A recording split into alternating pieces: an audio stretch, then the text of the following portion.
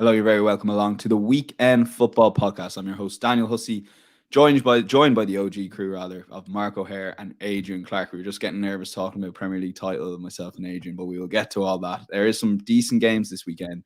Before we start, I do want to point you in the direction of our Aintree content. We'll actually be recording a special Grand National podcast tomorrow live, 1 p.m, and Aintree Thursday and Friday for those that want to bet on the undercards throughout the week. They're all available now in your podcast feeds, Matchbook Insights, the usual place. So do check that out. And before we start, all we'd ask, if you are liking our content, do hit that like button on YouTube and subscribe for free. It all makes a massive difference to ourselves. We'll get straight into it, guys, and we're covering 4 of the marquee games, 3 from Sunday, but 1 game from Saturday that we really want to focus on, and arguably 2 of the informed teams in the Premier League. Aston Villa at home to Newcastle. Firstly, we'll take a look at the betting that we have at matchbook.com. You can back Aston Villa at 11-4 or 3.75. The Newcastle are 2.22.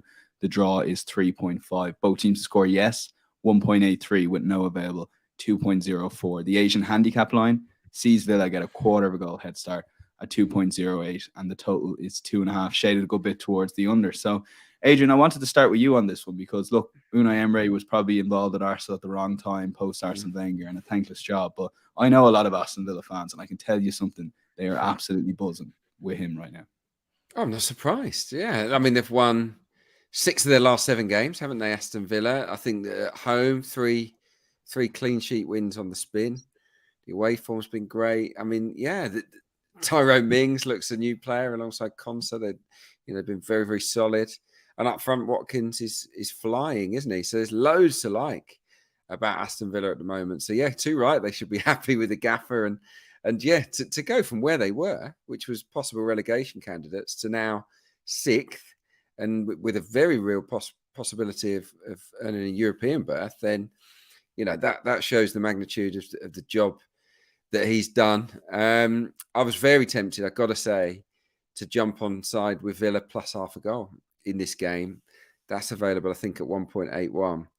Getting the draw and a Villa win because the form line is very good. I mean, they're quite a big price, aren't they, at home? I know they're playing Newcastle, but that feels quite a big price to me. Anyway, I'm not going to go with that. I'm going to go with I'm going to oppose goals, actually, which might seem a bit silly when you got 2 of the informed strikers in the Premier League, Isak and Watkins, kind of going head to head. But I think these are 2 very well coached teams that will be supremely organised, and I think they have a lot of respect for each other.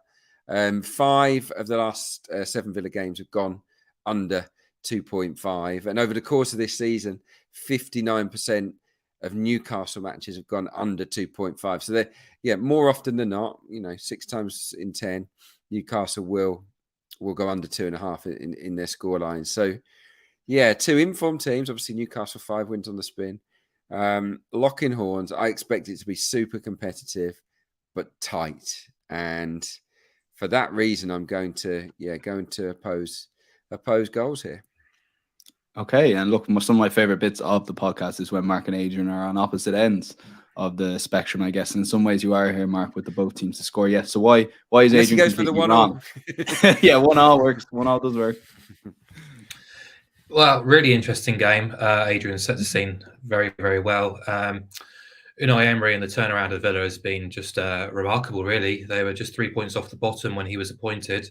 They've only Arsenal have picked up more points since he was appointed.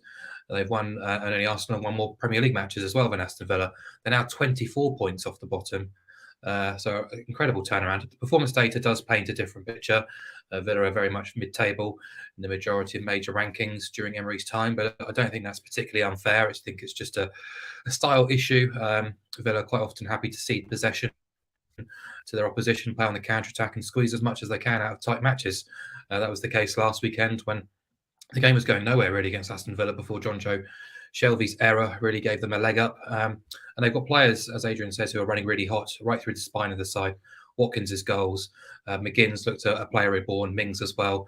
Buendia and Bailey are playing very well, dovetailing nicely with Watkins too. So a lot to like about Aston Villa. What's interesting to me is they've scored in all 17 Premier League games under Unai Emery. They've got that 7-game unbeaten streak with 6 wins. They have been keeping clean sheets regularly recently too. So things are coming together in both boxes. But obviously this is a difficult game against a Newcastle team who are starting to find their own form, find their own feet too. And But yeah, like Adrian, I was very tempted by Villa plus half a goal too. Newcastle have only won 4 times in 12 trips to teams outside of the bottom 3 this season. But I don't want to do them a disservice either, because they've been excellent recently. They've definitely refound their mojo. 5 wins on the spin, including 3 on the road. That late winner at Forest really seems to have brought them back to their best, and possibly more with Isak coming in and contributing. Wilson getting back on the score sheet for the first time in a while. Willock as well regaining his form too. So their chance creation numbers were always pretty strong. It was always just the fact they're a little bit profligate through their lean spell. So they're taking their opportunities again. So you've got 2 teams with players in forward areas in form, scoring goals quite comfortably and quite regularly. But for Newcastle, it's just 1 clean sheet in 9 since the beginning of January in the Premier League, which did bring me to BTTS at 1.85 or 1.83 as it is now. I think that's palatable. This feels to me like a 1-1 draw. So there were the 3 angles I did earmark for this match. BTTS, the draw, and Villa plus 0.5 are the prices. But I just think BTTS gives me a little bit more on side. It's banked in 60% of Newcastle's away days and 7 of 9 Villa matches against the top 8. Villa have scored in 24 of 30. Newcastle have scored in 12 of 14 when you exclude trips to the top 4 as well. So yeah, I think there's all the makings of both teams obliging. Under 2.5 goals, absolutely a runner, as Adrian says, and therefore the 1-1 could easily come in and cop, and probably should have the 1-1 in my long shot section, which I don't. I did have a look. There we go. Quick one, Mark. I'm contractually obliged to ask you about the early kickoff. Did it ever cross your mind about this early kickoff here? Both teams to score. Did it cross my mind? The short answer is no. No, I was thinking that. We'll get there eventually if he adds that in. I'm very conflicted with both cases. I'm actually happy to leave this game because I thought nearly the best case you guys both made was perhaps being pro Aston Villa. So maybe my own personal bets will be leaning towards Villa. But I think this is a tough game to call given how good these both teams have been recently. So yeah, we'll move on to the second game, which is Sunday, Sky Sports, 2:00. We will know the Manchester City result by the time this game comes along. Excuse me. So that might contextualize some perhaps how Arsenal go about the game. So we'll take a look at the betting. As you have a matchbook.com, you can back. But first, you have a quick look at the Premier League title odds. And I did want to ask, if you are listening on the podcast, have a little think yourself on what you think these prices should be. They are Manchester City 1.76 and Arsenal 2.32. Yeah, so it's very interesting. That has completely swung. I think Arsenal were near about 1.8, 1.9 at one point. So that's fascinating to see. The game itself, West Ham can be backed at 6.4 currently. Arsenal 1.6, 6.6 now West Ham. The draw is 4.4. Both teams to score. Yes is available at 1.84. The Asian handicap line sees West Ham get a 1 goal start at 1.9. And the total is 2.5, shaded a bit towards the over. So, yeah, Mark, look, a quick word on those title odds. I guess it's kind of a reflection of the fixtures. And you look, if you're thinking of how good Manchester City were in midweek, it's hard to see them not win like 90% of those games heading into the rest of the season. Yeah, I mean, we said O'Haire, it's now all in Man City's hands, really. If they win the game in hand and beat Arsenal at the Etihad, they're top of the table. So, but as you reminded me too, it's also in Arsenal's hands, because if they were to get the result at the Etihad, it's advantage the Gunners. So, yeah, I fully understand why and believe City deserve to be odds-on favourites. Maybe a little bit short to be sub 1.8. It would be a surprise if both teams won all their matches. I know, exclude the game between the two from here on to the end of the campaign. But I guess Man City have started to tick in the right directions. We've been quite critical of them through the middle part of the campaign, perhaps not playing to the same standards we've expected of them. But if you look at the recent performances, not just Bayern, Leipzig, Liverpool, even away at the Emirates, they have started to sort of show what they're capable of, really. So that's quite an ominous sign. But yeah, there's obviously going to be another twist and turn along the way somewhere. We'll just have to wait and see. I just think going into this match, City will probably be 3 points closer to Arsenal, with what feels like a bit of a sitting duck, Leicester going to the Etihad this weekend. So, yeah, do you want me to sort of have a look at the West Ham Arsenal game as well, Dan? Yeah. So look on the prices, right? So I guessing you're going to be pro Arsenal here, but how do you go about incorporating them at a backable price, perhaps? Excuse me. Yeah, I mean they were superb for that first half hour. One of the best half hours I've seen from a visiting team at Anfield for quite some time. Obviously, what happened thereafter is a different story. But if Arsenal can find anything close to the range that they felt founder that first half hour at Anfield last week. They should beat West Ham, who have European distractions on Thursday evening. Away from home, 11 wins from 15, the most away wins, the most away points, the most away goals, the fewest away goals conceded, and the most away clean sheets. It's very impressive. And, I always think capital clubs are kind of handicapped by being in London because of all the London derbies they have to face, all the intense rivalries in this region. But Arsenal, so far, 5 away London derbies this season. They've won all of them by an aggregate 11-0, which is really impressive. And they've got a tremendous record head-to-head against West Ham too. I think it's just 2 defeats in 29. A tremendous record away at West Ham as well, winning most of their recent trips too. So, yeah, 1.6 on the surface feels quite short, but actually it's warranted. They're 1.43 at Fulham, 1.6 at Leicester, 1.5 at Everton, 157 at Wolves, 148 at Southampton, and their performances in most of those matches were pretty strong too. So West Ham, whilst their underlying metrics have been stronger than their league position suggests, they are still down there, and they have lost 9 times in 13 games against the top 9, and lost with room to spare when hosting Man City and Newcastle. That Newcastle performance was an utter disaster, really, and led Moyes to making 3 big defensive changes for the weekend at Fulham. Soufal, Cresswell and Ogbonna recalled. They kept that clean sheet, got the win. 3 wins in 6 now to move outside of the bottom 3. But, when West Ham play and West Ham meet big 6, top half opposition, I'm always quite happy to fade them because Moyes' record in these kind of parts is horrendous. 69% loss rate when facing big 6 teams as West Ham manager over the last 2 and 3/4 campaigns. Pretty dreadful stuff, really. And the Arsenal price at 1.6 does feel short. But if Arsenal are to win this game, are they going to win it 1-0 or are they going to win it by any other scoreline? So the increase by any other scoreline to 1.89 on Arsenal to win and over 1.5 goals does stand out to me. You're just ruling out the 1-0 away win, which, a leap from 1.6 to almost 1.9. I think that's substantial. West Ham matches have been quite tight, quite low scoring, but actually 14 of their 15 at the London Stadium have produced at least 2 goals. Arsenal has scored multiple goals in 9 of 15 away, and they scored 25 goals in their last 8 Premier League matches. Since losing to City, they scored twice in every game and 3 goals or more in 6 of those 8 games as well. So I expect Arsenal to score at least twice here, and if they do so, they win the match for me. Okay, yeah, different angle of approach for you, Adrian, but along similar lines. And I guess you see that 1.6 Arsenal price, and you're like, if I can incorporate it with something, it gives it a massive boost. And Arsenal, both teams to score no, is one you picked out at 2.7.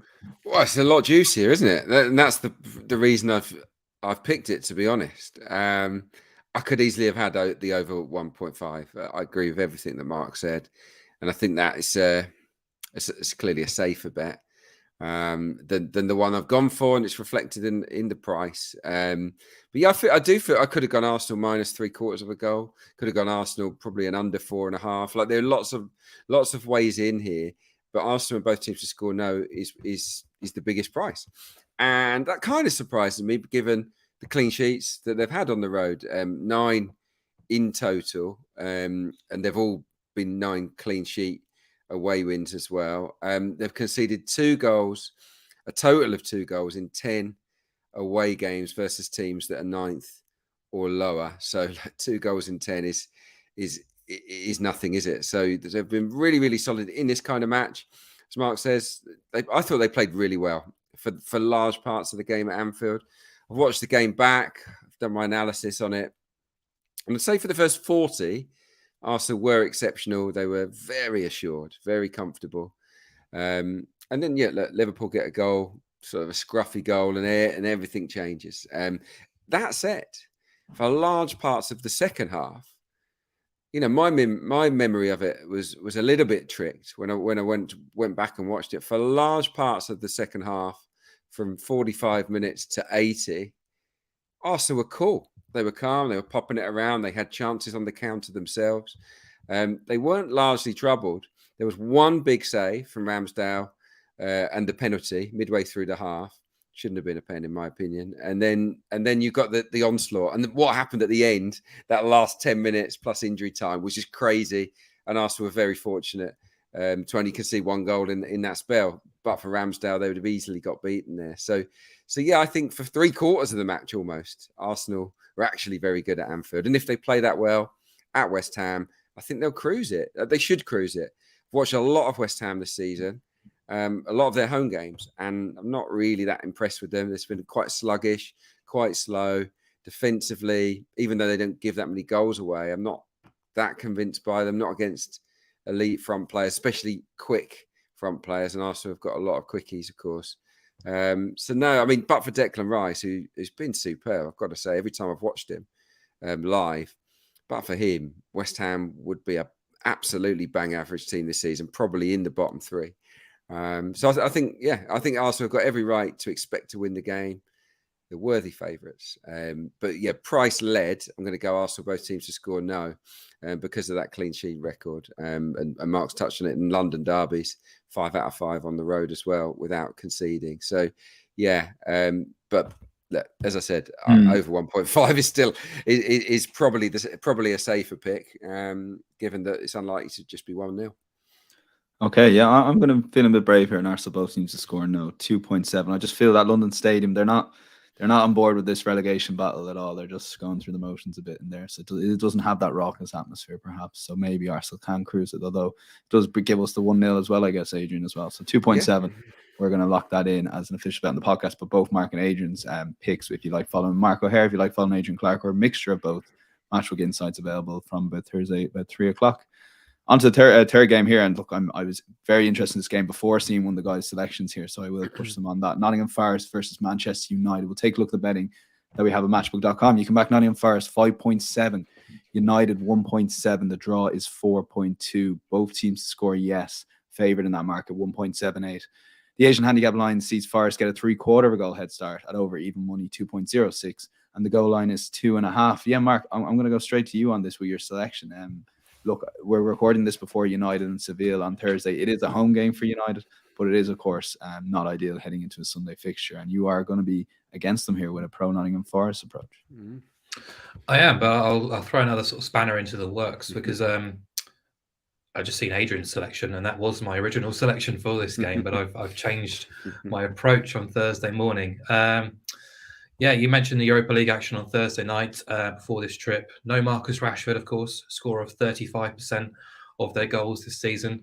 So I can definitely see why punters might wish to oppose United at 1.7 here. And ultimately, that's the way I've fallen down, because they've lost 3 or 4 away games of late. There are positives, of course, with the return of Casemiro, Christian Eriksen as well, Martial coming back and scoring last weekend. The first half against Everton, they were superb. Different system really, with Bruno dropping deeper, Anthony and Jadon Sancho out wide. They were very, very impressive, very rampant actually. Could have won easily by a lot more, but that was at Old Trafford. They have had issues away from home. They haven't had issues against Forest, it must be said. 3 times they've met each other already this season, twice in the EFL Cup semi-finals.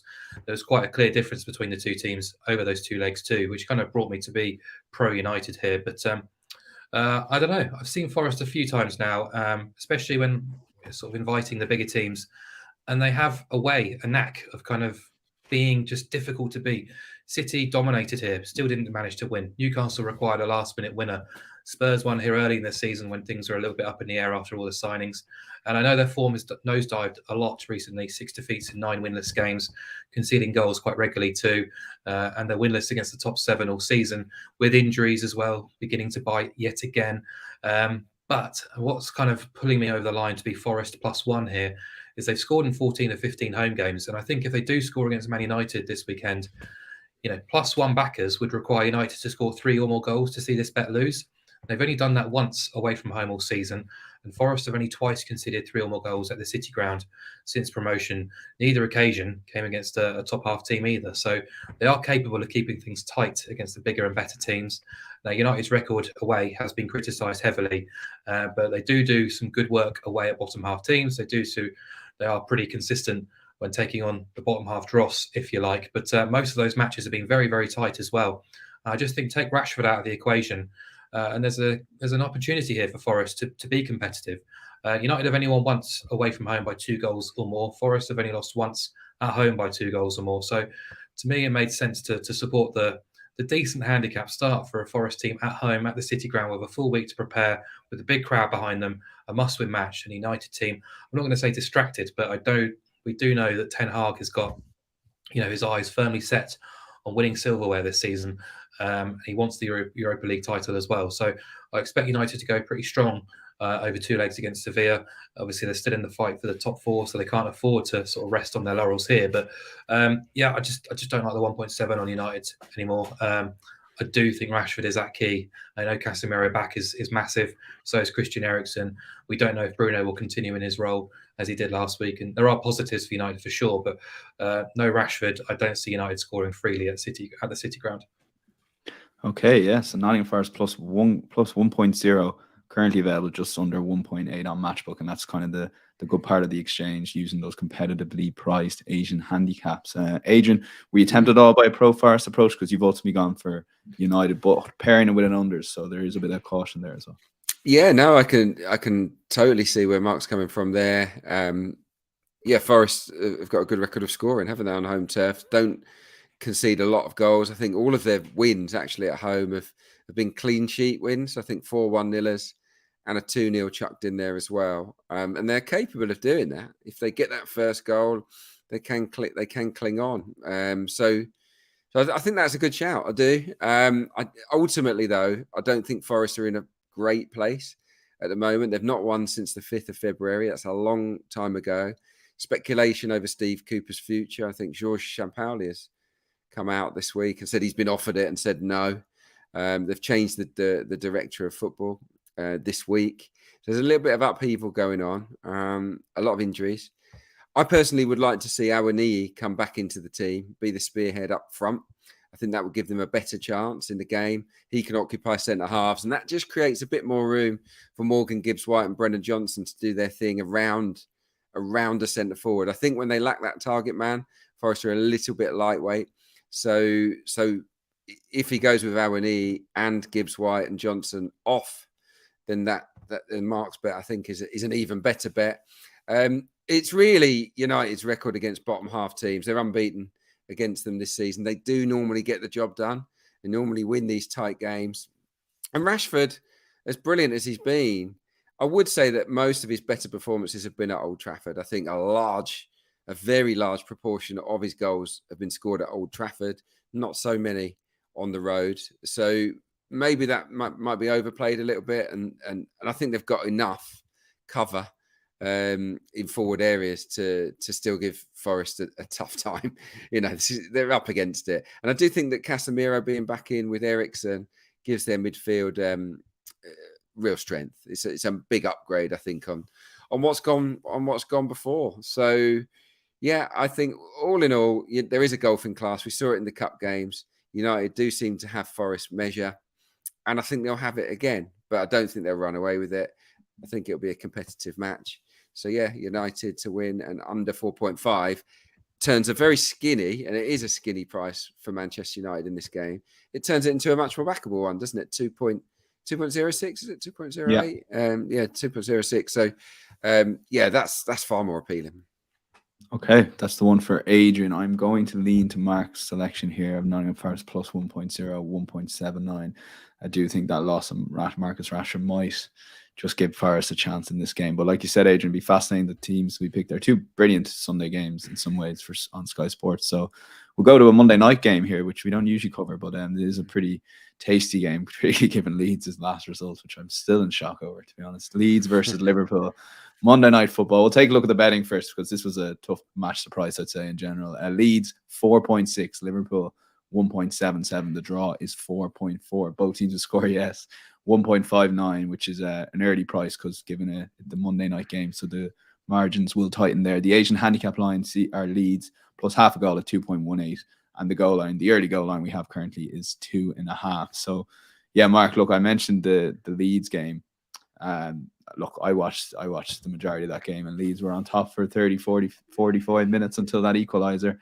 But once that second goal went in, you could feel the crowd get on the team's back, and it was a disaster. Yeah, it was. I'm not sure I've seen a more game of two halves match this season than that particular game. 7 shots on target in the first half, and they could have been out of sight. So who knows what went on at halftime? Well, actually, I know, because Palace equalised right in halftime, didn't they? Which was a bit of a body blow, really. But they didn't recover from. Lost the second half 4-0 and managed 1 shot in the second half. So they remained this wildly unpredictable, chaotic, and unorganised defensive team.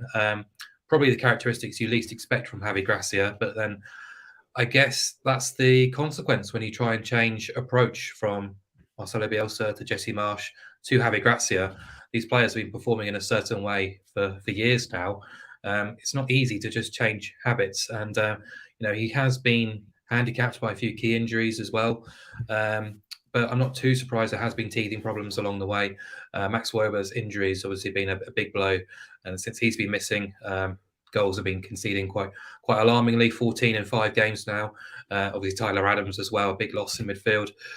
It's 5 clean sheets in 30 all season, that's going to be the damaging element if they go down, really. It's just a defence, really. So, but I'm going to be positive about Leeds in this particular match, home to Liverpool, because I think Ellen Road on a Monday night, it will be an atmosphere there. They will be pumped up for this. They will be very positive. They were very good against Forest. They were very good for the first 45 minutes against Palace too.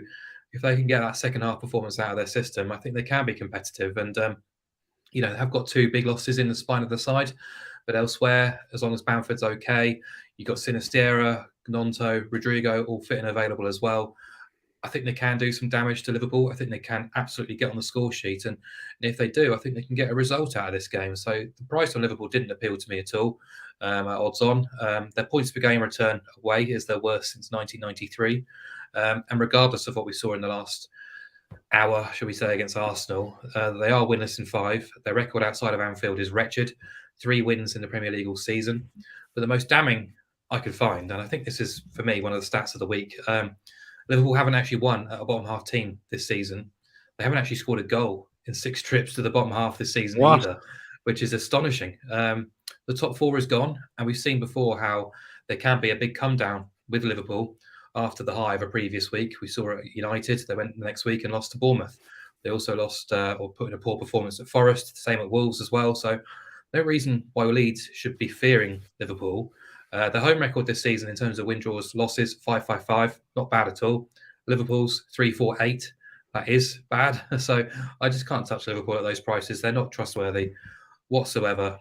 So I guess the potential chaos is more suited to Liverpool rather than Leeds, considering the players they have available to them. I am expecting goals in this game, but I'm just going to give Leeds a vote of confidence, a plus 218 to avoid defeat here, because I do think if you take out that second 45 minutes against Palace, there has been positive signs. Adrian was talking very positively about Leeds last week, and he'd seen them quite regularly at close quarters too. So, yeah, I'm going to be positive about Leeds just because I don't trust Liverpool at sub 1.8.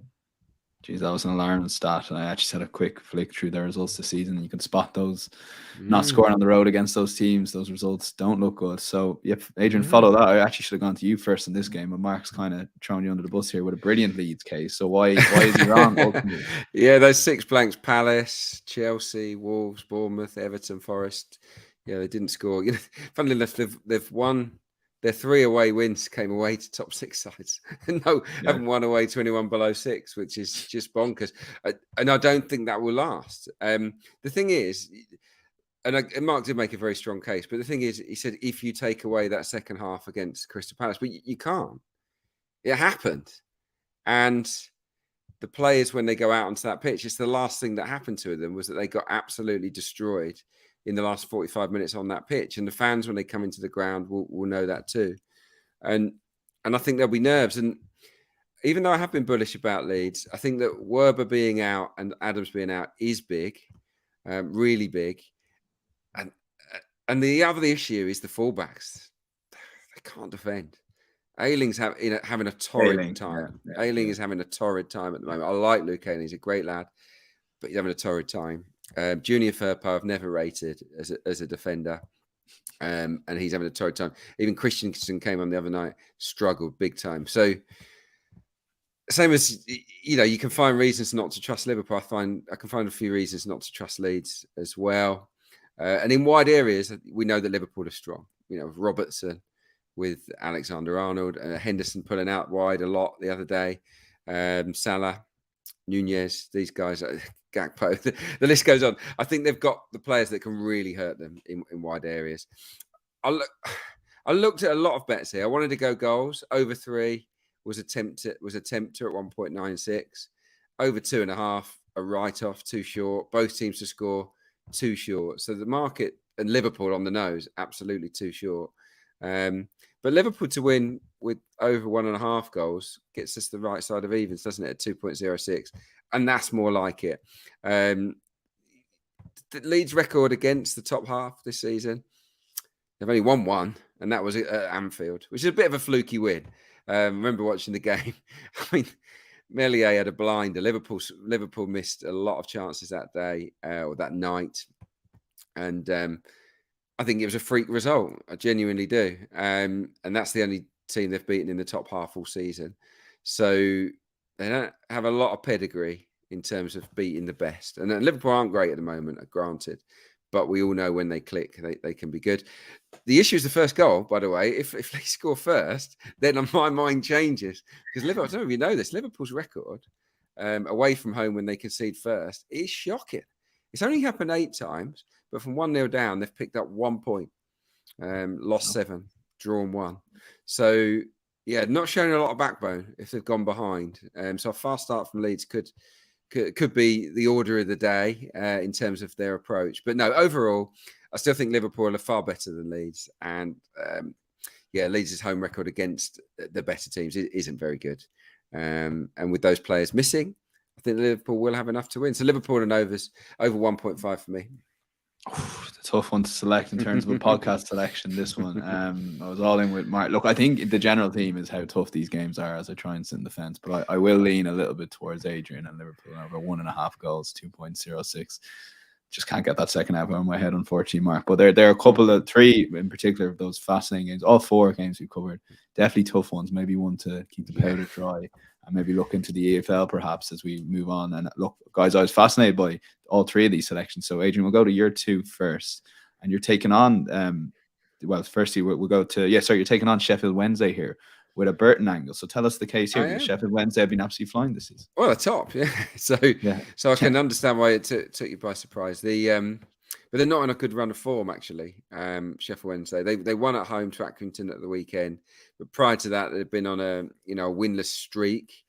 And Burton are a funny team. Burton are quite a direct, aggressive team. And I think they'll make it awkward for Sheffield Wednesday. And I was at the Forest Green game recently where Forest Green made it very awkward for Sheffield Wednesday. And they didn't really have a lot going on. So if you look at the form table across the last 8, Burton have been better than Sheffield Wednesday. 11 points earned across 8 games. Sheffield Wednesday just 10. So current form tells you that actually this is an even game. And Wednesday, despite having a storming season, their last 13 away. So this is a long, there's a lot of games in the Championship. The last 13 away, it stretches back a long, long time. They've actually failed to win 8 of them. A lot of draws in there.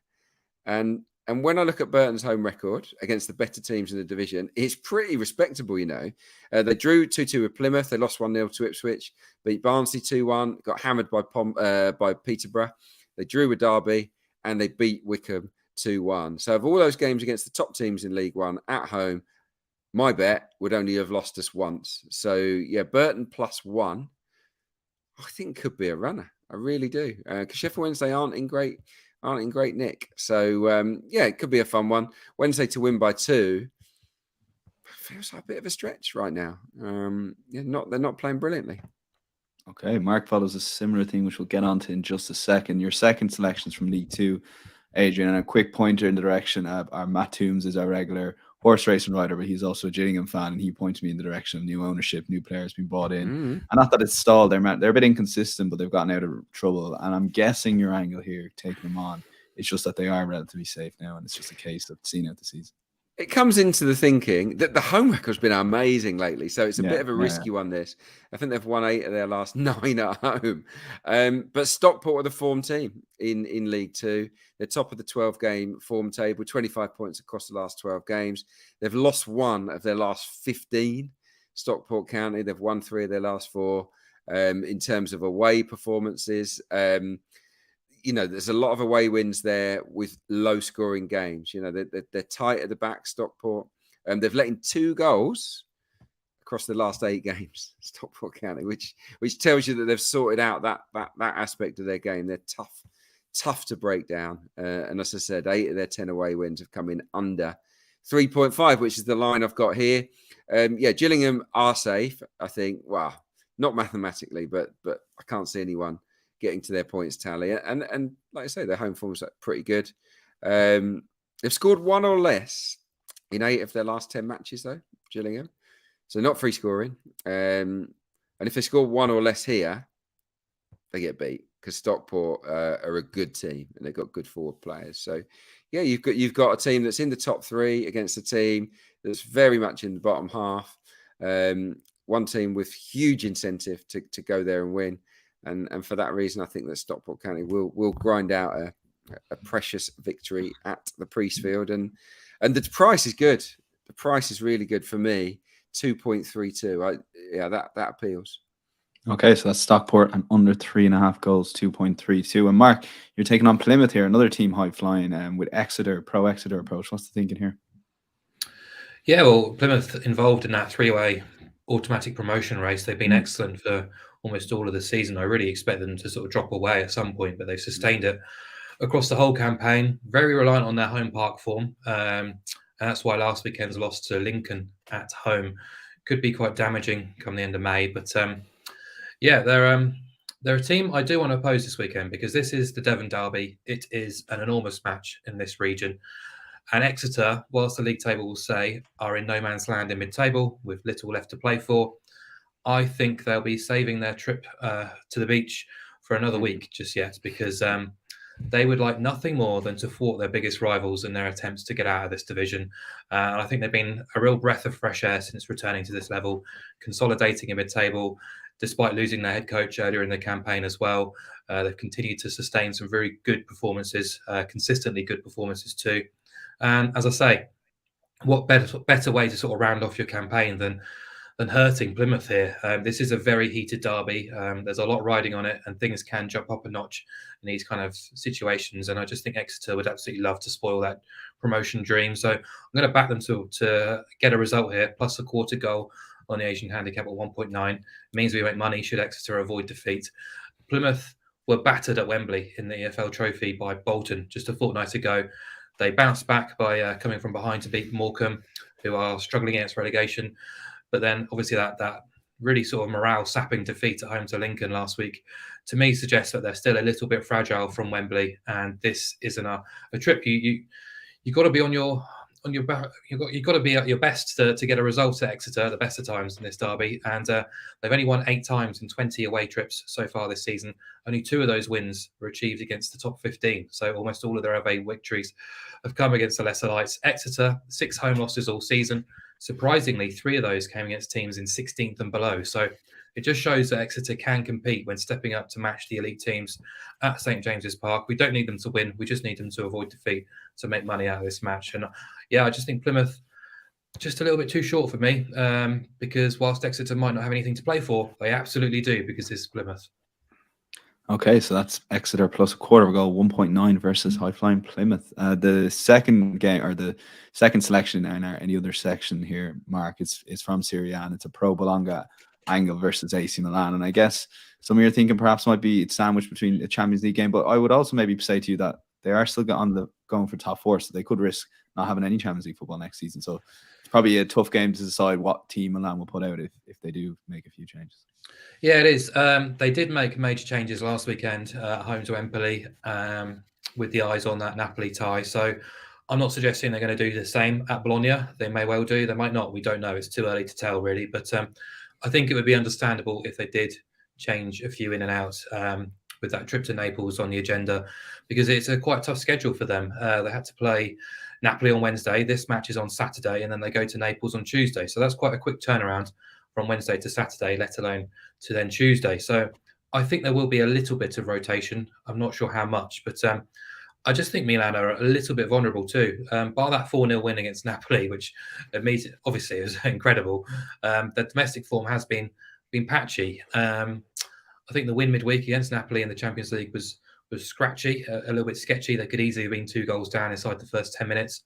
But the win in Serie A was only their first in 5. Away from San Siro, they failed to win 9 of 15. They've only won once in 8 away days at teams in 12th or above.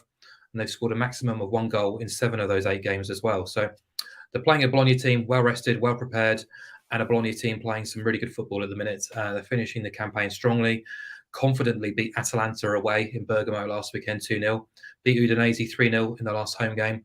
They've kept clean sheets in 4 of the last 6, 2 defeats now in 12, 7 wins in that sample, and that includes a 1-0 win at home to Inter and a goalless draw here when hosting Lazio, who are second placed at the minute, and just 3 home defeats all season as well. So, yeah, I think this is a tough game for Milan. If they're not fully focused on the tie, I think Bologna can easily get something out of it. So, not far off even money on Bologna plus a quarter is definitely a worthy angle for me.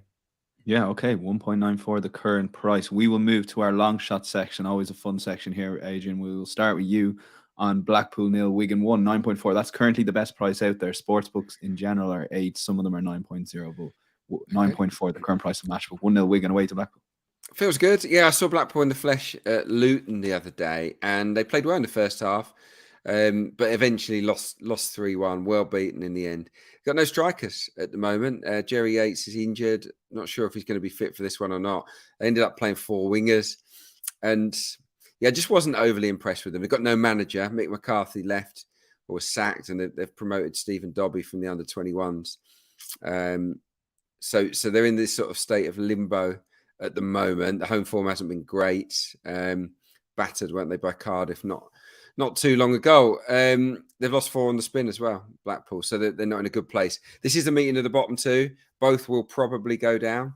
But I just fancy Wigan, actually. Wigan are tough to score against. They've put up some very respectable performances lately. And they're quite resilient under Sean Maloney. And here's the thing. This is a good stat on Wigan, a team that's bottom of the Championship. They've scored in 15 of 20 away games.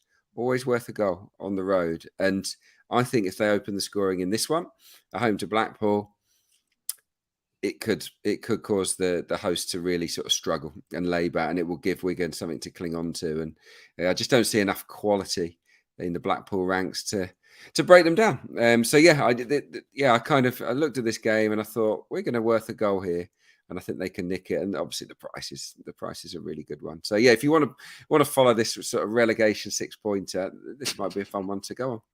Yeah, well, better way to sit back, Gillette Soccer Saturday, wait for that 1 goal notification to come in from Wigan. 9.4 selection comes in, but it does seem quite a living big the dream. Saturdays don't get any better than that, do they? Yeah. The dream Saturday, watching Gillette Soccer Saturday. Mark O'Haire, for you, the underdog here, and it's in the Championship again. Preston, our team I've been following quite closely, given all the Irish connections. Yeah, they were our best bet last weekend at QPR and obliged. They're now up to 7th. Outside the playoff places on goal difference. Really sort of snuck up there on the down low, really. Ryan Lowe's been doing a terrific job. They just look drastically overpriced for this trip to Millwall. A team, it's a massive match, must be said, but Preston are now level on points with Millwall. So to see Millwall trading at odds on here, it just looks a little bit disrespectful to Preston. I think there are plenty of similarities between the two teams and their approach. I thought the Lions at evens or better would be, the shortest price I'd see. So to see them at odds on, no thank you. Preston have only lost 5 times away from home all season.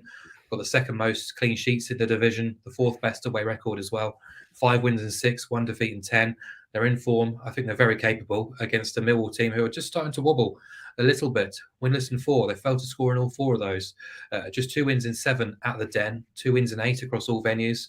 So, yeah, I wouldn't be too surprised at all to see Preston pinch the points. And I think the price, around 4-1 for Preston to win this match is far too big for what's, if you look at the market and you look at the goals angles, the market is expecting a very tight encounter here. And, we can boost that price, almost double it by backing Preston to win and under 2.5 goals, which comes in at 7-1, 8.0. You're basically backing the 1-0 or 2-0 away victory. And, I think the market for over 2.5 goals is around about 8-15. So, the market is expecting a very tight tussle here, and I'm backing Preston to get the better of it in a very low-scoring fixture. I can't believe those prices. I can't believe it. Yeah. I absolutely think you've picked out a really good one there, Mark. I think that price feels wrong. I haven't got enough time to check it in time, but I think Millwall have only gone off odds on at home 3 or 4 times this season. Huddersfield, Cardiff, and someone else as well. So I just think it's hugely disrespectful for Preston, level on points outside the playoffs and goal difference, to to be 4-1 or bigger. So yeah. Just looking at the playoff picture, guys, it's from Watford up to from 12th. It's between 2 spots there all the way up to Millwall. So you could see a team like Millwall drop out there. So fascinating few weeks in the Championship. It always seems to create drama towards the end of the season. Adrian Clarke will go to your best bet here. So take it away. Even money shot Barnsley and under 3.5 goals versus Forest Green. Yeah. We've got a lot of EFL games, haven't we? It's the EFL show. Yeah, it kind of is, isn't it? But I've seen these teams in the flesh lately. Barnsley are a good team, really good team. They've got the 3rd best away record in League One. They've won 9 times. They're in form. They've won 11 of their last 15 in a tough division, by the way. So 11 out of 15 is very, very good. They have lost their last 2 away. So that's something to consider, but I think they're good enough to put that right at the team that's bottom of the table, not least because they've won 14 of 20 against bottom half teams this season. So look, against those that struggle in the bottom half, 14 of 20, almost 3/4 of their games they win, which is strong. Look, flip it around to Forest Green. 14 of the last 16 Forest Green games have gone under 3.5. So they're a team that can keep things tight, actually. Duncan Ferguson, that is a good organizer. They just can't score. Well, they don't look like they're going to score. They've lost 6 of their last 7. They've failed to score in 40% of their home matches, which is worrying. And I think they could go down this weekend.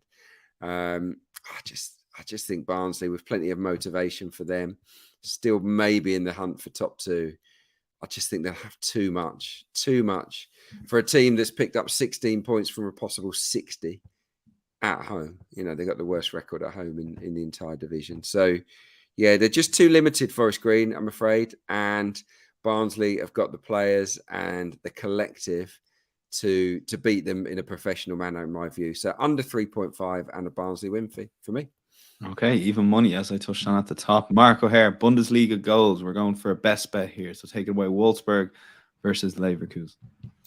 Yeah, so the Bundesliga is the top scoring league in Europe this year. 3.14 goals per game on average. 60% of games have gone over 2.5 goals. If you turn that percentage into implied odds, you'd be looking at around 1.66 for a sort of a blanket price on over 2.5 goals in your standard Bundesliga game. We're getting 1.8 for this match at the Volkswagen Arena, which just stands out because both these two teams, Wolfsburg at home and Bayer Leverkusen at any venue, just breed goals, really. Leverkusen will have their backers this weekend. They've been buzzing under Xabi Alonso. They are involved in Europa League action on Thursday night, which is a bit of a priority for them because they're looking to qualify for the Champions League. They are only 5 points off the top 4 now because their form has been superb. They've won 11 of the last 15, and they've scored twice or more in 12 of those 15 under Alonso, keeping just 4 clean sheets. 10 of those 15 have gone over 2.5 goals. They've been really good fun to follow.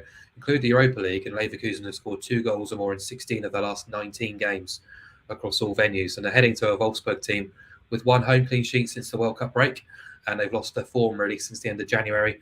But irrespective of that, their home matches have just been wild. 3.85 goals per game. 10 of 13 have gone over 2.5 goals. 9 of 13 have gone over 3.5 goals. Wolfsburg have scored twice or more in 10 of those 13 ties. They scored twice or more against Bayern and Dortmund, but they have also conceded 2 goals or more in 8 of 13 as well. So fully expect Wolfsburg to score here, and I wouldn't be too surprised if Leverkusen contributed a minimum of 2 here either. So that would get us over the line, but easily. This is football. Anything can happen. Wouldn't be too surprised to see this one get out of hand. It's the late kickoff on Sunday. I think it's about 6:30 kickoff. So a bit of extra time for Leverkusen to recover from Thursday night and go again. So yeah, over 2.5 goals, 1.8. And yeah, just on the early kickoff theory, the opposite of that is the late kickoffs tend to be more goals, Mark. So I'm glad you're incorporating that. Okay, right. Yeah. That's Wolfsburg versus Leverkusen, over 2.5 goals, 1.83. Really enjoyed that show, guys. Flew through that. We seem to the summary of it, a very competitive Premier League games, tough to call. Maybe side with a few of those European and EFL selections and sit back and watch the Prem this weekend. But yeah, we'll be back on Monday with a Champions League football podcast. It is coming thick and fast. And then a Premier League pod and weekend football pod that Thursday too. Do check out all our Aintree content as well. And all we ask, if you are listening to the podcast, you are enjoying it, do hit that like button on YouTube and subscribe for free on the channel. Until then, We'll be back Monday. Enjoy this weekend sport in action. Take care. Bye bye.